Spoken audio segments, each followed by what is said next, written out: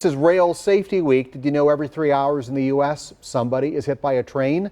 That's according to Operation Lifesaver. So Wauwatosa Police are eager to get the message out that dangerously driving around train tracks can lead to deadly consequences.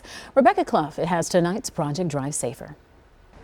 Here's this car coming. We went out with Wauwatosa Police as they watched some of the most dangerous intersections in the city for train crashes.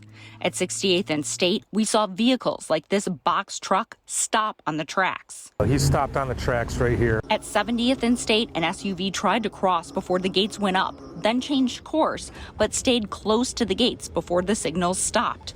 That can be especially dangerous in an area where Tosa police say there can be multiple trains passing. So if a train passes, you're not necessarily safe until you know that there's not going to be a second train coming. Back at 68th and State, an SUV turning left ended up on the tracks through a red light.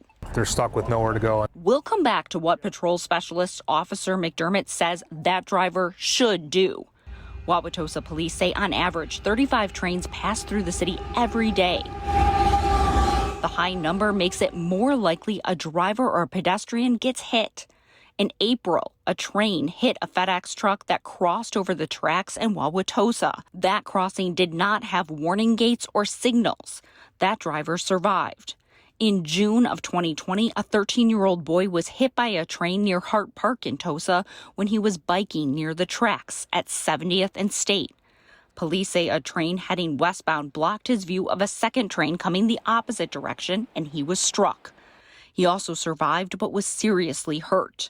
Wauwatosa police say most people don't survive getting hit by a train. We have had a number of fatalities involving vehicles and pedestrians versus trains. So the numbers are pretty high, so we're trying to educate the public on what to do and how to be safe around railroad crossings. Tosa police have joined the effort led by Operation Lifesaver, a nonprofit with a goal to educate the public about safety around trains.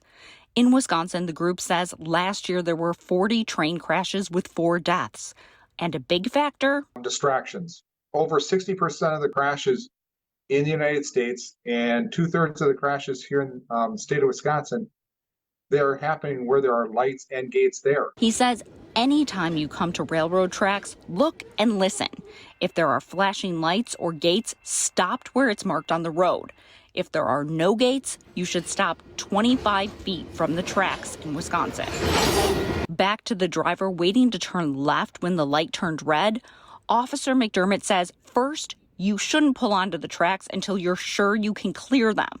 But if this happens... In this case, that person did get stuck on the railroad tracks, and what I would suggest is that they're going to have to get off the railroad tracks and either make a right turn or a left turn safely to get through that intersection. They'd be violating a red signal, but it's safer than being on the railroad tracks. If you have car trouble or get stuck on the tracks and can't move your vehicle, Wauwatosa police say get out of the car, get clear of the tracks, then dial 911. It's not safe to stay in your vehicle and try to wait for help. Reporting in Wauwatosa, Rebecca Clough, TMJ4 News. Project Drive Safer is our year-long effort to combat reckless driving, and an important part of that is learning the rules of the road. But the cost of driver's education can be unaffordable for many families. So that's why we're partnering with the Greater Milwaukee Urban League and the Scripps Howard Foundation for Adopt a Driver. If you want to help a teenager pay for driver's ed, scan the QR code there on your screen to donate. Any little bit will help.